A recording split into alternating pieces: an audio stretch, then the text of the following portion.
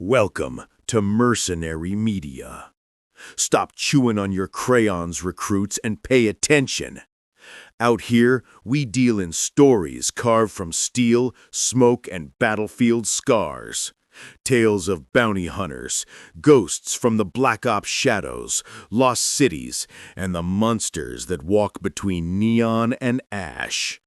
If you're here for something soft, you took a wrong turn.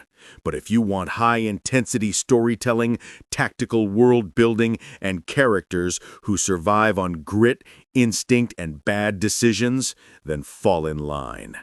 And one more thing. These videos may contain graphic descriptions of violence. Viewer discretion is advised. Now tighten your gear, square your stance. This transmission is live. They told us the world would be better when the war ended. They were wrong. Peace wasn't a finish line. It was a stalled vehicle on a burning highway, smoke in the air and bodies still cooling on the shoulder.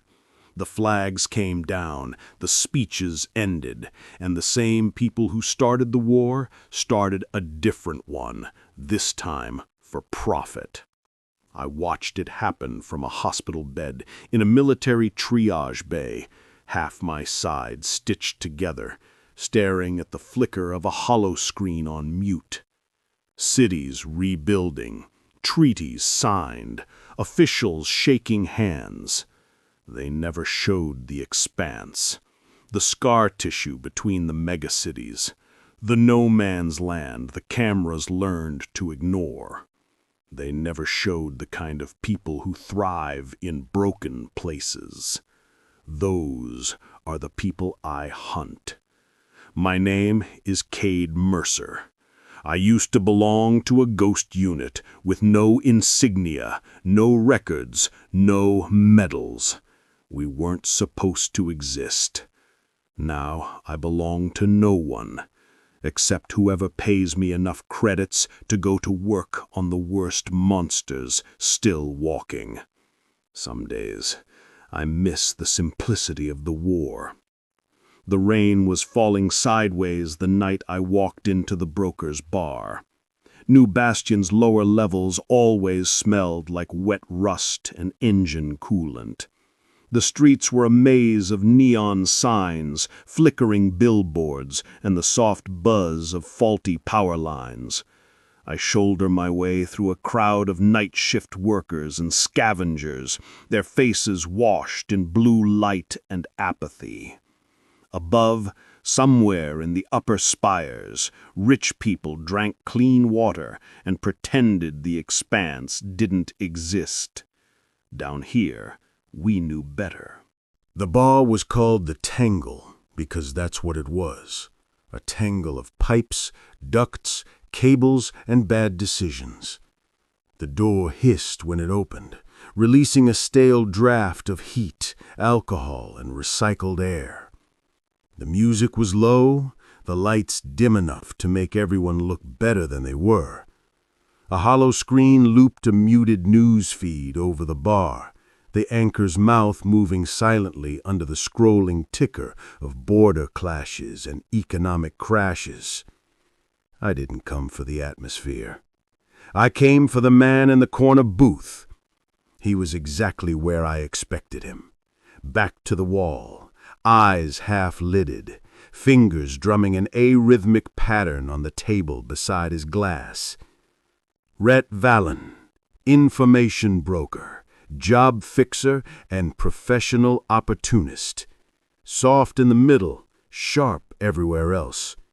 He wore an old-world coat with a ragged collar, thin fibers threaded with anti-scan mesh. He saw me before I reached him. His gaze flicked up, swept over me once, and I watched the recognition click into place. "Mercer," he said, not bothering to stand. "The rumors are true. The ghost walks." I replied, "Rumors talk too much." "In my line of work, if people aren't talking, I'm unemployed. Drink?" I glanced at the glass in front of him. the liquid inside a murky amber that might have been whiskey in a past life. I'm working. That imply you already have a job, or you're looking for one? If I had one, I wouldn't be here. Fair point. He snapped his fingers at the nearest service drone. It buzzed over, scuffed and dented, one optical lens cracked. He pointed at me. Water, I said. The drone whirred, processed the request, then floated toward the back. Rhett's eyebrows lifted. Water? Living dangerous these days. I like to remember my choices in the morning. I barely like to remember my name, he countered. But that's why we make a good team, Mercer. I find trouble, you make it go away. I'm not in the business of making trouble go away. I relocated, forcefully. He chuckled. Semantics. So, you're officially retired from the service, Discharged, I corrected, medically. Officially, I'm an honorable liability. He snorted. You look fine to me. I heal fast. And you work faster. Which brings us to why you're here, yes? The drone returned with a chipped glass that might have been clean, filled with water that might have been filtered.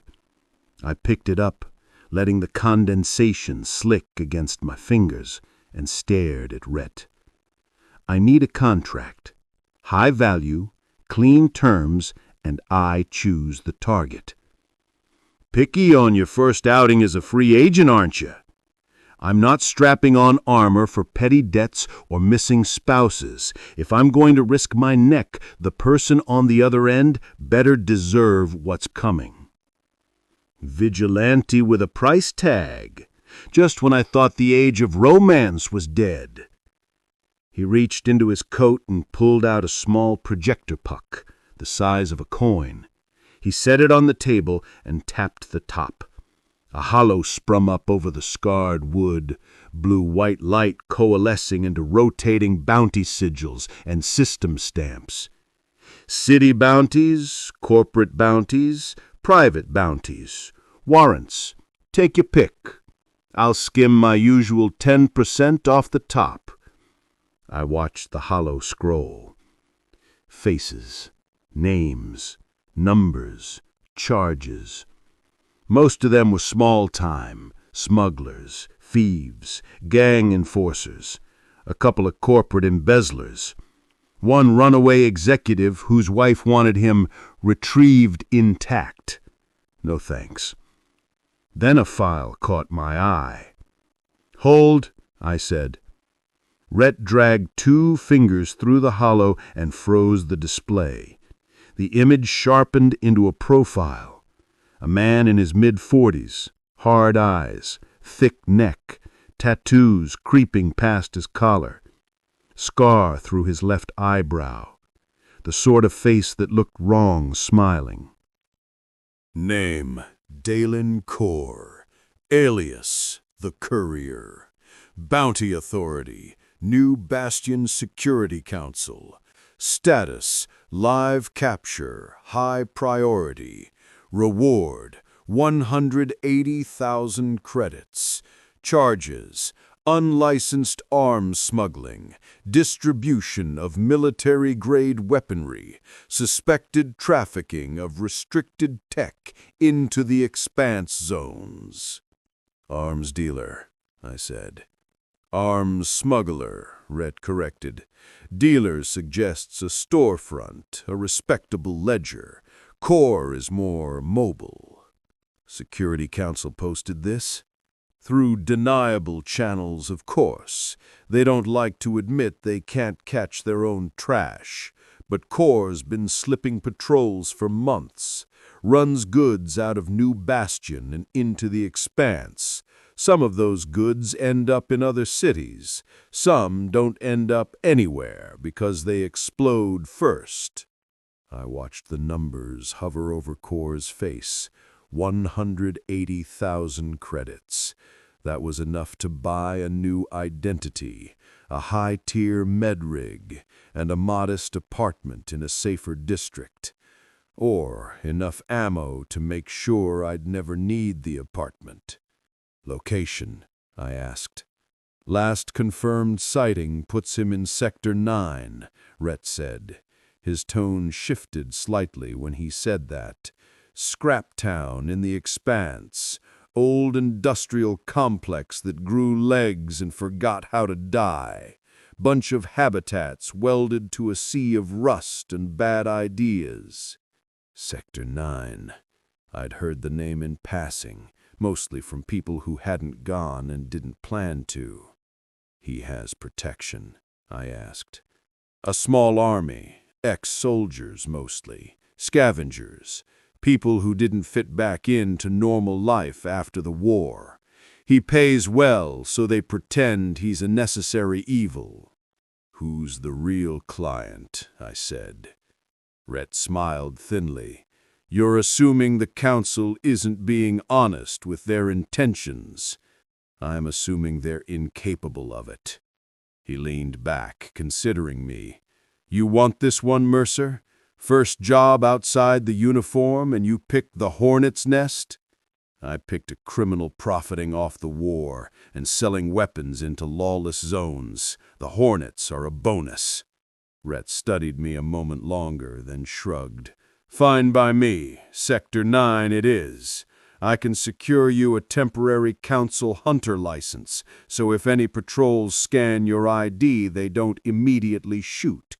Paperwork will say you're an independent acquisition specialist. Bounty hunter sounds cleaner. Cleaner? Rhett laughed. No, my friend. Bounty hunter sounds like someone with no oversight. Acquisition specialist, that sounds taxable. I prefer the first one.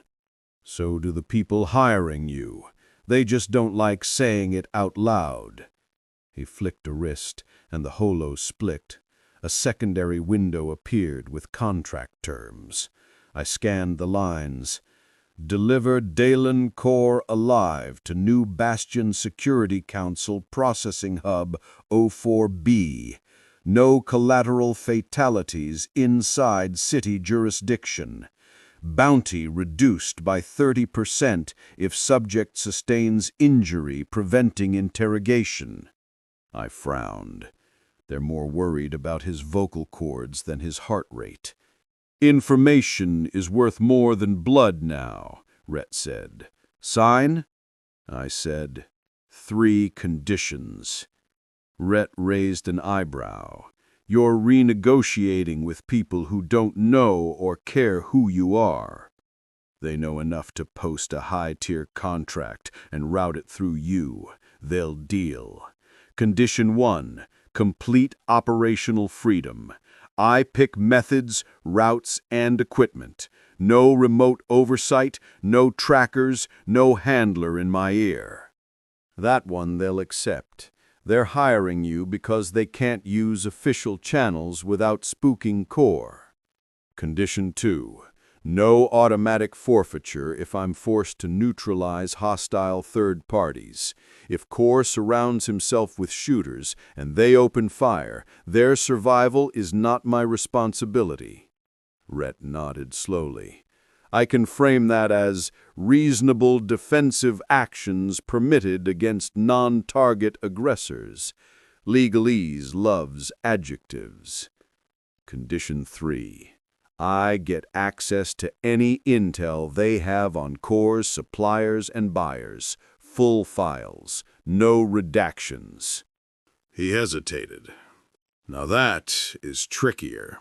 Info is a separate currency for them. It's not negotiable, I said quietly. I'm not walking into an arms nest blind because some official doesn't want to admit they lost control of their toys. Rhett studied me again. A different kind of focus this time. This about the war, he asked? Something they did to you out there? I'm not big on nostalgia, I said. I'm big on staying alive. He blew out a breath. All right, I'll present the conditions.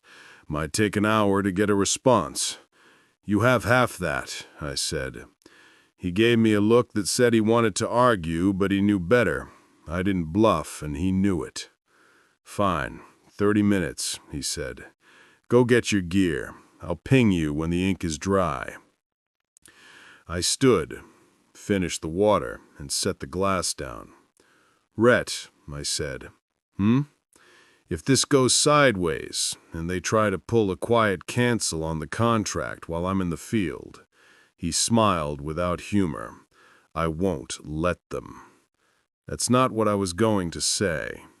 Oh, if they try to screw me, I said, double your fee.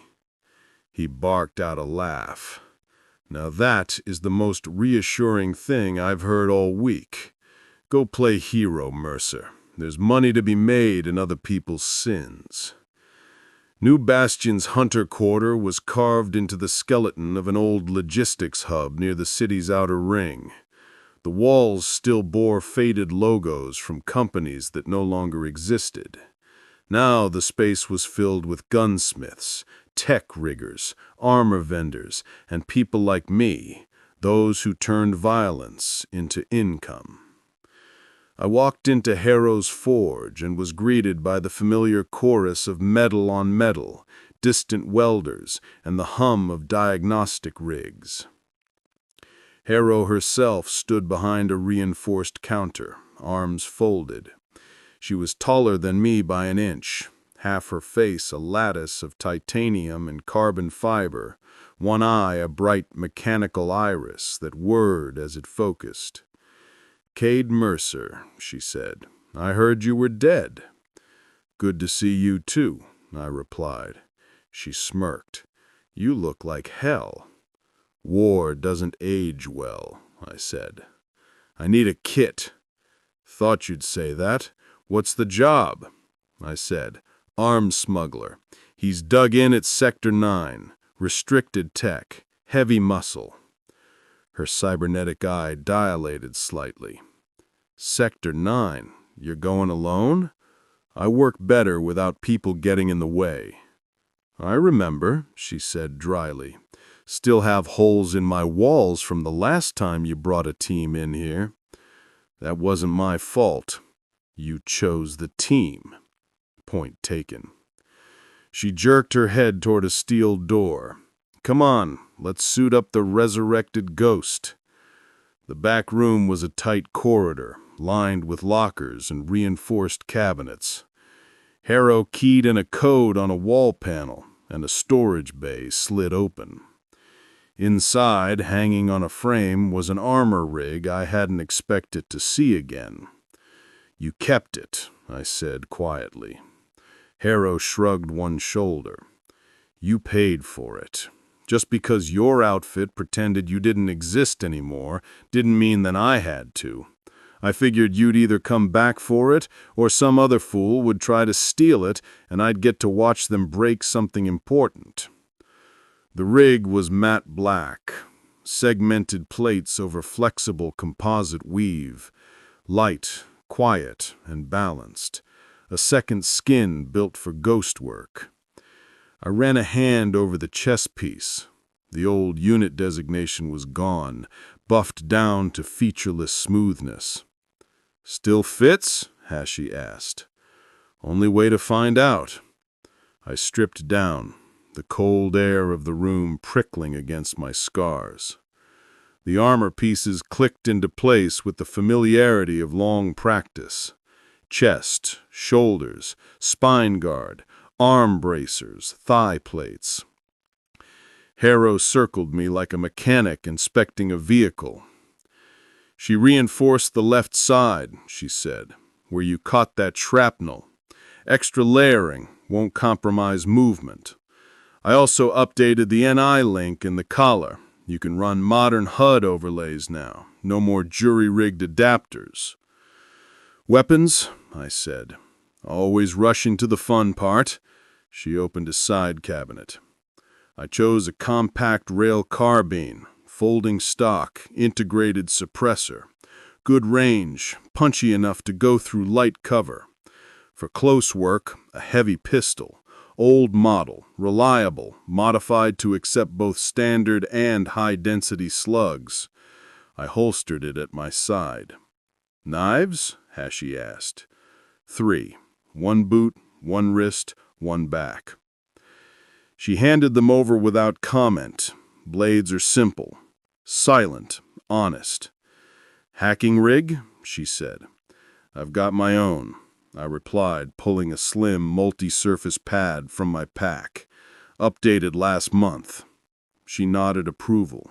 "You're planning to stroll in the front door and ask nicely, or—" "I'll ask," I said. "Doesn't mean they'll like the answer." Her mechanical eye whirred again as she looked me over. "Are you sure you're ready for this? You haven't done a contract job before, not like this, not alone." I met her gaze. "I've never not been alone, Harrow. There were just more bodies around before." She grunted. "Fine. Try not to bring the war into my shop when you get back. I can't make promises I might have to keep." As I turned to leave, she called out, "Cade!" I glanced back. If someone's moving restricted tech out there, it's not just about credits anymore. The people behind that kind of pipeline, they don't like loose ends. Good thing I'm very hard to tie off. "Yeah," she muttered. "That's what worries me." Rhett's message came in as I crossed the city's outer transit platform. A soft buzz in my ear, a flicker on my ocular display. "Contract approved," the text read. "Conditions accepted with minor adjustments. Details attached. Council provided extended intel pack, highly redacted. You're going to love it." I opened the intel pack as I waited for the transit. The platform was an open slab of metal and concrete, jutting out from the city wall like a tongue.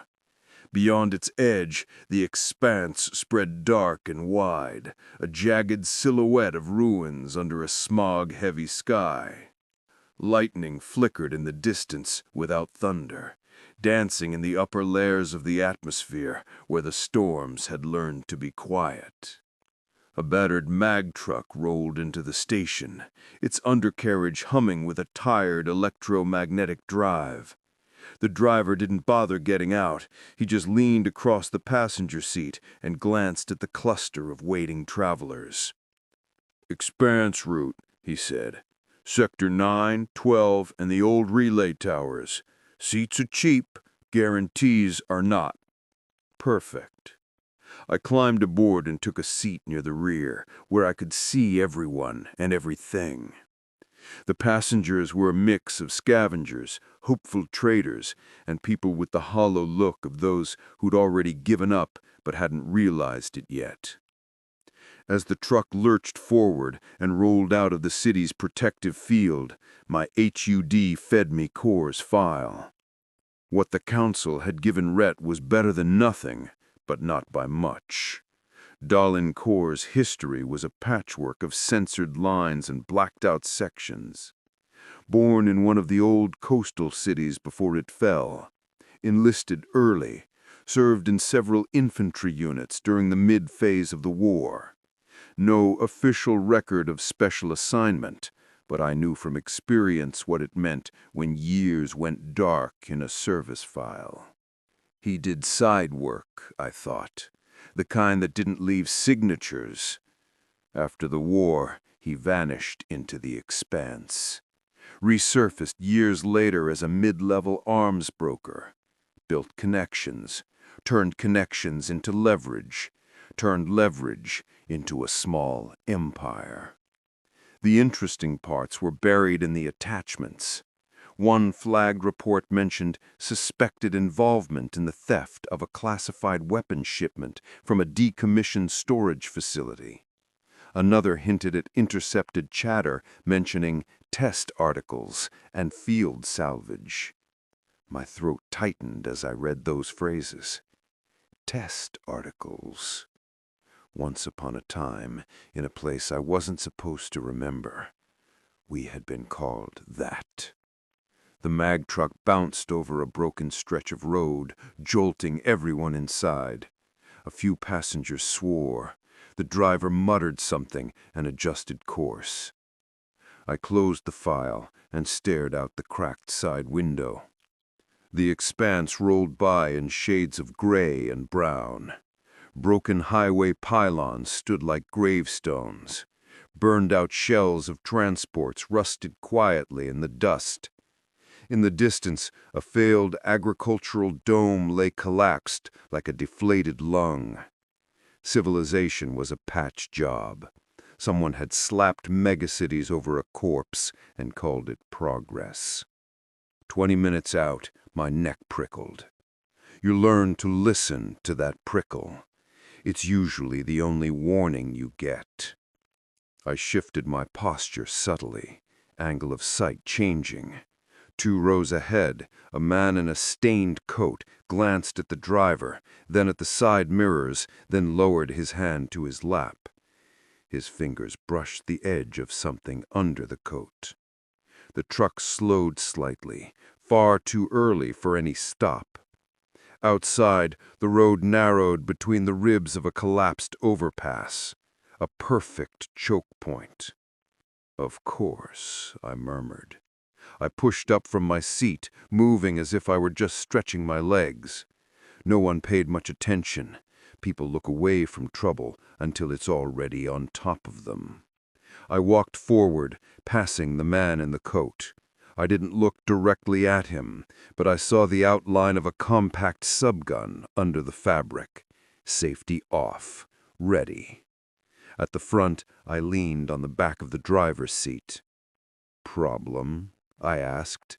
He flinched, then scowled. "Road's narrowing," he said. "Sensors are fuzzy. Interference from the old relay tower." "Funny," I said. "You make this run often?" "Yeah," he said cautiously. "Then you already know that tower has been dead for 20 years, and it's never interfered with anything but birds." His mouth opened, closed. Behind me, fabric rustled. I moved. I pivoted, grabbed the driver by the collar and yanked him down and sideways, just as the first shotgun blast punched through the windshield. The mag truck's front window shattered, glass spraying the cabin. The driver screamed. The vehicle swerved. Outside, shapes stepped into the road, 3 of them at least, their silhouettes framed by the relic overpass. One held a shotgun, the others rifles. Bandits, or worse. The man in the coat lunged from his seat, subgun coming up, eyes wild. He'd waited for the ambush. Too slow. I slammed an elbow backward into his wrist. Bone crunched. The subgun clattered to the floor. He howled. My hand closed around his throat and drove him into the sidewall hard enough to make the panel ring. "You're early," I said. He choked and clawed at my fingers. Another shot from outside took out a side window. Passengers screamed, ducking, scrambling for cover that wasn't there. The truck drifted, magnetic stabilizers protesting. If it left the guided band, we'd roll. I let go of the man's throat long enough to knee him in the solar plexus. He folded. I grabbed his collar and shoved him down between seats. "Stay," I said. He whimpered something intelligible. I turned back to the driver, who was trying to untangle himself from the pedals. Blood was trickling from a cut on his forehead. "You're going to keep us on the track. I'll handle the welcoming committee." I can't. You can, or you can die badly when this thing flips. Fear is a better motivator than encouragement. His shaking hands grabbed the controls. The truck steadied, somewhat. Another muzzle flashed outside. I drew my pistol in one smooth motion and fired twice through the shattered windshield. The carbine to the right jerked, flew from its owner's hands. He spun away with a scream. The shotgun wielder ducked behind the wreckage of an old car. I ducked, counted. 3, maybe 4. Their positioning suggested experience, not desperation, not simple scavengers. "You got enemies?" I asked the driver. He shook his head frantically. I just drive." "Then they're here for someone else," I said. A woman in the back was sobbing, clutching a child. Another passenger, a man with the old, faded tattoos of a defunct militia, was clutching a knife uselessly, eyes wide. Nobody here looked worth the trouble of a planned ambush, which meant they weren't the target. I was. Damn it, Rhett. I checked the HUD display. 2 heat signatures ahead. One off to the left, one just out of view on the right, probably flanking. The truck was still moving, but too slow. If they came closer, they could board. Time to bend some rules. "Floor it," I told the driver. He gaped at me. "What?" "Push the drive to max. Don't stop." "There's debris." "That's their problem." He looked like he was about to argue. Then another shot pinged off the hood. He swallowed and jammed the throttle open. The mag drive whined, then screamed as the truck surged forward. Outside, one of the ambushers stepped out, trying to adjust his aim. I fired again. He spun and went down, his rifle clattering across the asphalt. The shotgun wielder dove, rolled, tried to get clear. Too slow. The truck plowed through the debris, sideswiping the old car he'd been using as cover. We hit him a heartbeat later. The impact shuddered through the frame. The passenger shrieked. A smear of red streaked across the cracked windshield. "Keep going," I said. "Where?" the driver gasped. "Away from here." We roared past the choke point. In the side mirror, I saw the last gunman sprinting after us, then slowing, rifle raised. He squeezed off rounds that went wide, kicking sparks from the road. I watched his posture, his stance, the way he tracked the truck. Professional. Not a random expanse pirate. Someone had invested in this little welcoming party. When his figure shrank into the distance, I holstered the pistol and turned back to the passengers. Shock, fear, anger, all valid. I called out, "Anyone hit?" Murmurs, head shakes. One woman had a cut on her cheek from flying glass. Someone was already pressing a rag to it. My gaze landed on the man in the coat, still wheezing on the floor. I dragged him into the aisle and pinned him with a boot on his chest. "Here's what happens next," I said to the cabin, my voice carrying over the hum of the drive. "You all forget me. You never saw me. You tell anyone who asks that some idiot bandits tried to rob your truck and the driver panicked and sped through. You remember their faces, not mine." No one argued. Trauma has a way of making people agreeable. I looked down at the man under my boot. "Who hired you?" I asked. He coughed, eyes swelling with panic. You broke my wrist." "That's not an answer." He tried to reach for something in his pocket with his good hand. I anticipated it, kneeling and catching his arm. "I'd rethink that," I murmured, fishing into the pocket myself. My fingers closed around a small cylinder. I pulled it out. A cheap but effective neural shunt, instant suicide pill for the modern age. Bite it, activate it, and it floods your brain with a charge that fries short-term memory centers and scrambles the rest. No more questions. "That's a very bad habit," I said, holding it up where he could see. His eyes widened, then filled with despair. "Means you expected to fail, which means your employer didn't value you very much." He swallowed. I don't know his name.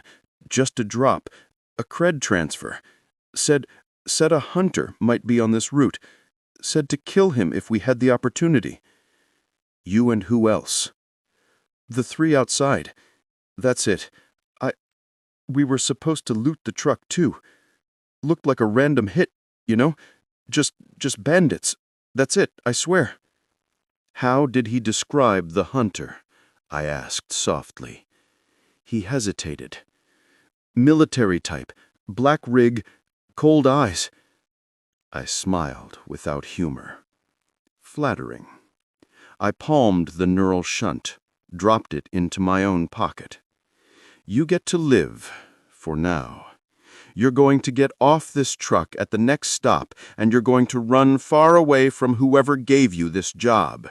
If they're smart enough to guess I'd be on this route, they're smart enough to know you survived." His face went chalk white. I can't. You can. Or you can test how many more bones I can break before we arrive. Your choice." He believed me. They always do. I rose and headed back to my seat as the passengers watched me with a mix of fear and gratitude. Doesn't matter. I didn't do it for them. I did it because someone had just told me I was being watched. And that meant Core, or someone close to him, already knew a hunter was coming. The truck rattled on towards Sector 9. Sector 9 wasn't a city. Cities had structure, planned grids, power networks, waste routes. Sector 9 was accretion, a tumor of steel and rust that had grown around an old industrial refinery and never stopped. As the mag truck pulled into the outskirts, the view out the window shifted from open wasteland to vertical chaos. Hab modules welded onto each other at impossible angles, walkways spanning gaps where the ground had long since become a toxic slurry of oil and rainwater. Smokestacks belched a slow, constant haze. Lights flickered in broken patterns, like the place was trying to remember how electricity worked. We rolled into a crude docking platform, a slab of reinforced metal with stacks of cargo crates serving as walls. The driver brought the truck to a halt and killed the drive. "That's as far as I go," he said, voice still shaking. "You want deeper in, that's your funeral." "Fine by me," I said. Outside, the air smelled like burnt plastic and cold irons. Voices rose and fell in a dozen accents. A distant generator coughed and spat sparks. I stepped down from the truck, feeling Sector 9's eyes crawl over me. Hunters didn't come here often. It wasn't a profitable place for petty bounties, and the big ones usually had safer hideouts. That made Core either reckless, arrogant, or very confident in his defenses. Maybe all three. I tapped my comms. "Rhett," I said. His voice came through with a faint crackle. "Mercer, I was wondering when you'd check in. You live?" "Bandit party on the road. Paid killers. They were given my description." He swore softly. "Well, that's, something." I said, "Who else saw the contract before it fully processed?" He said, "Standard secure chain." Too quickly. "Council clerk, internal security handler. Myself. You. And Core, apparently. Or someone close enough to feed his people a description. You think there's a leak in their house?" "I think there's a leak somewhere. And I think if I survive this, I want a name." "Duly noted," he said tightly. "You at 9? I said, "Just arrived. I need a location on Core." He said, "I pulled what I could from back channels." I could hear him typing in the background, the faint clatter of keys. "He's operating out of the old Virtus foundry, northeast quadrant. Big structure with a distinctive tower, 3 levels of bad ideas, one hell of a view. Locals say that's where the heavy shipments move through. Lots of hardware, lots of guns. Not much in the way of friendliness." I said, "Entry points?" He said, "Front gate, guarded, bribed. You can get in if you feel like paying or killing. Side access through the maintenance ducts under the main assembly floor, or the roof. There's a landing pad for small craft. Core likes coming and going without being seen. I said, security systems. He said, minimal digital.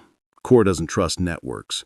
He lost a shipment to a council sting a few years back and learned his lesson. Expect hardwired cams, analog alarms, mechanical locks. Ironically, your specialty. I said, that's something in my favor for once. He said, I also dug up a rumor. Word is, Core hired a specialist recently, ex-military, like you. Name's not on the public channels, but the description sounds like one of your people. I said, my people are dead. He said, apparently not all of them. Be careful, Mercer. If someone with your training is standing between you and the target, this job just got a whole lot more expensive. I said, good. I charge extra for nostalgia. I cut the line. Sector 9's internal market was a maze of stalls, vendor booths, and makeshift repair bays.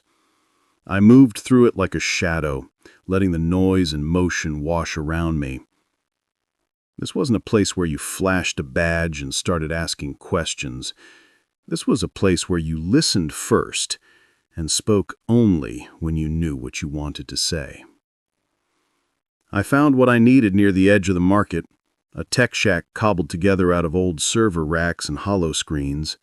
A sign hanging crookedly above the entrance read, Patch and Pass, Data, Keys, and Bad Ideas.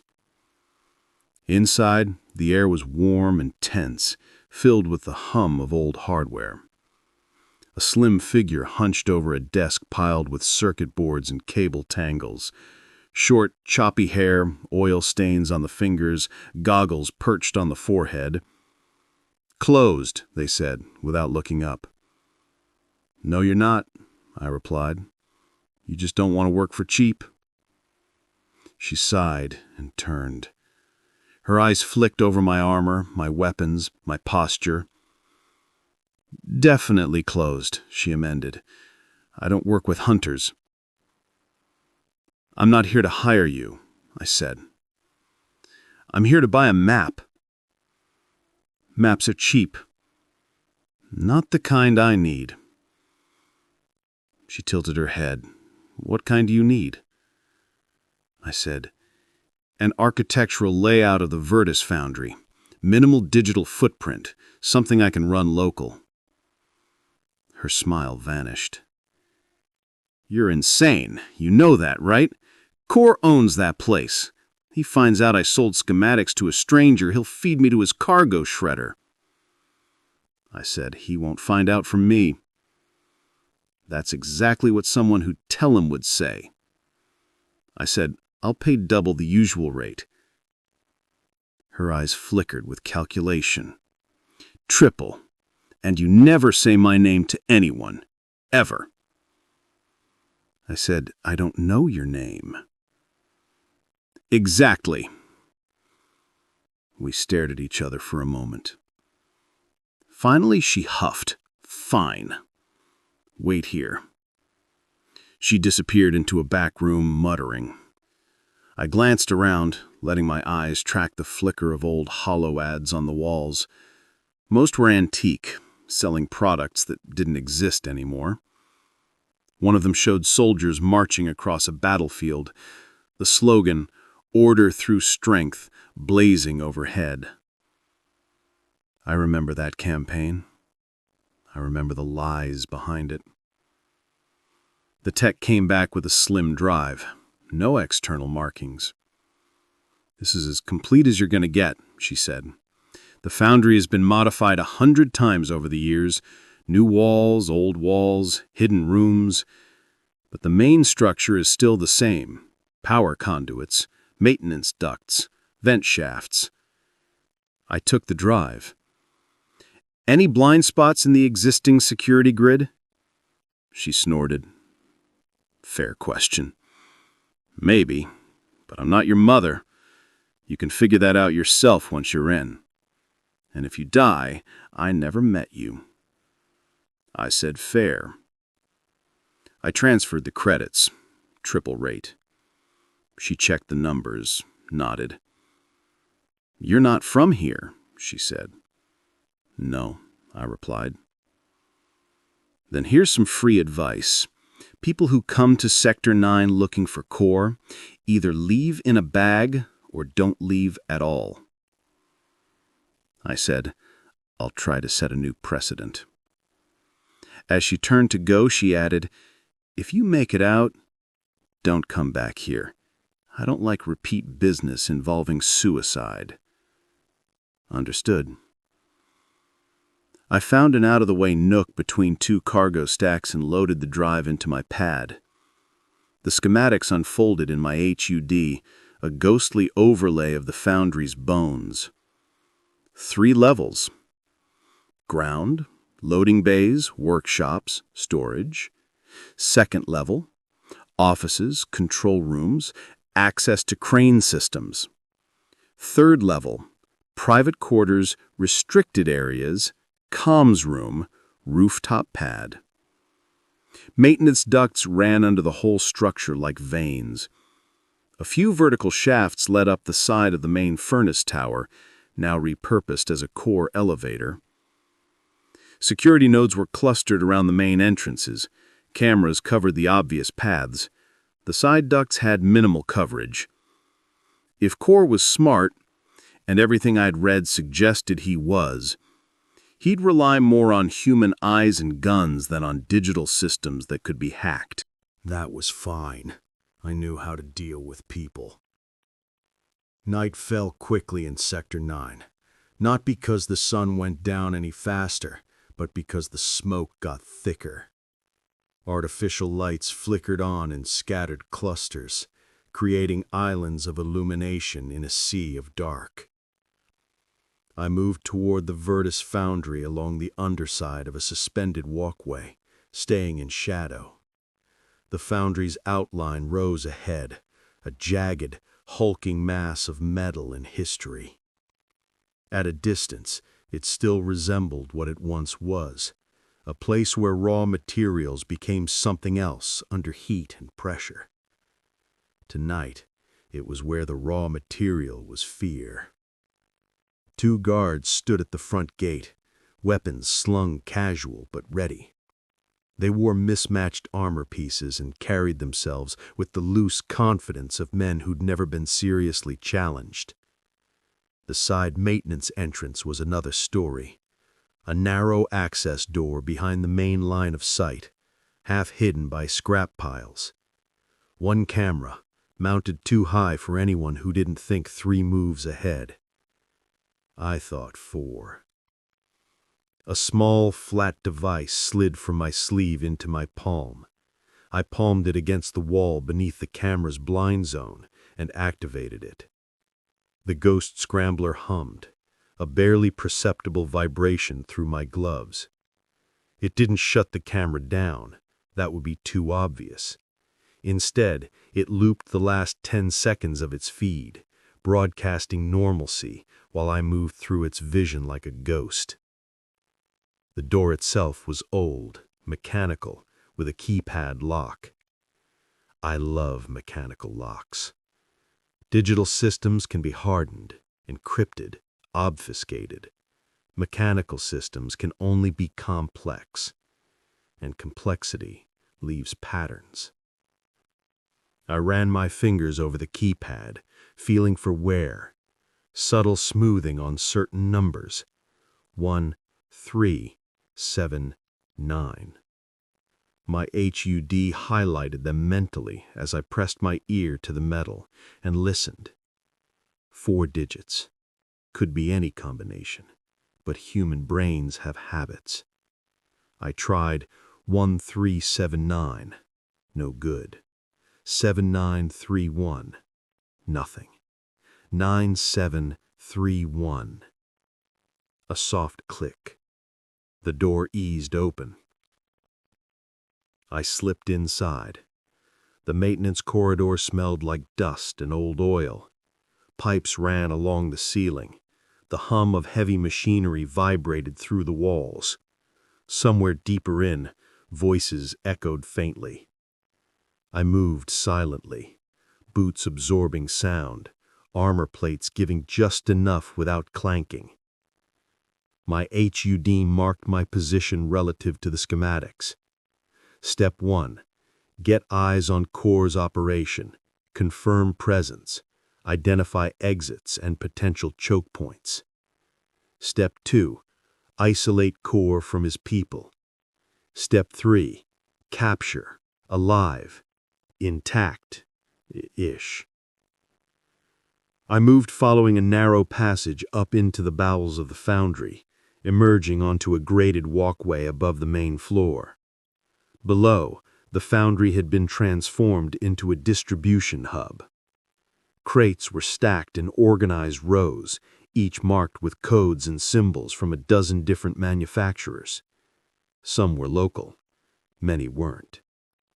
Men and women moved between them, loading and unloading, checking manifests.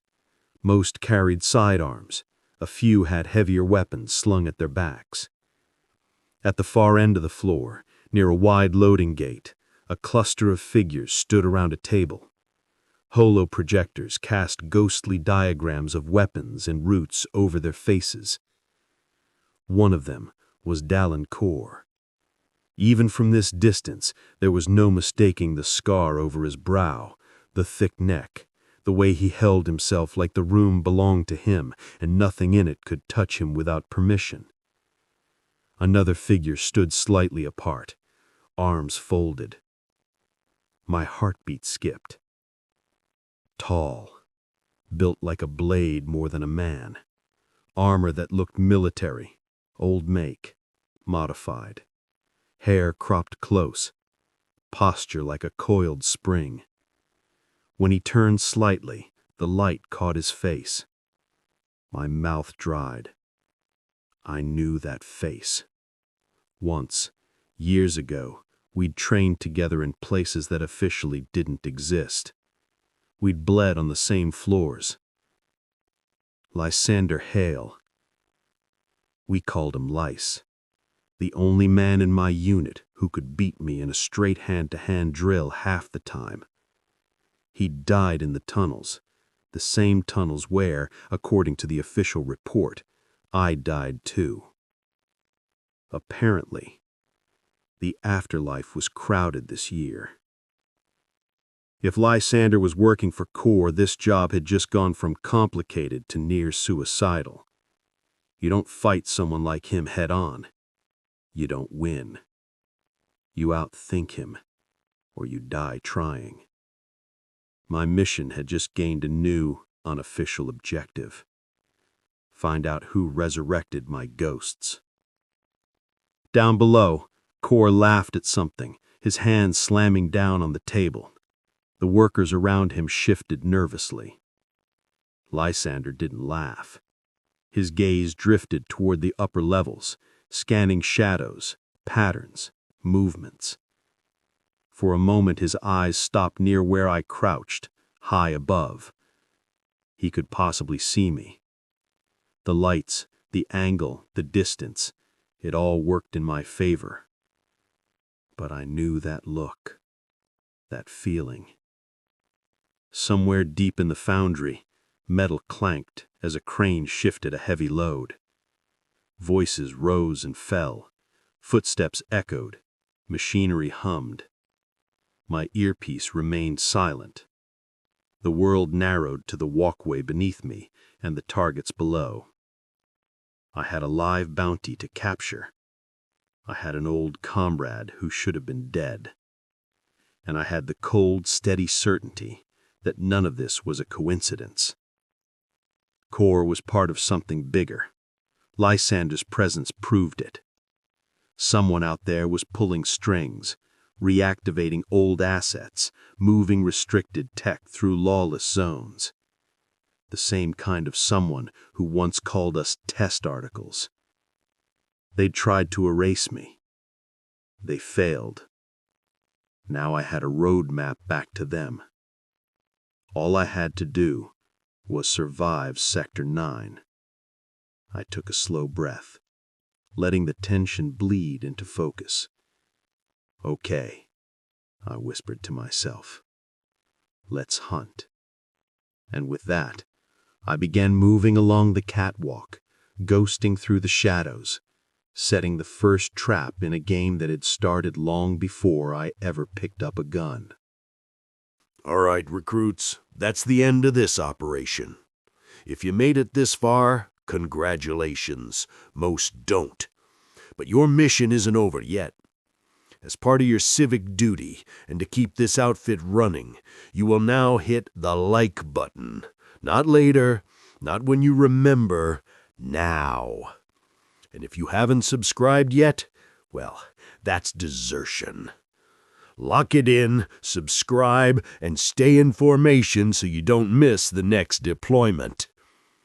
This is Mercenary Media, where stories bleed, shadows move, and legends are forged in fire and neon. Dismissed.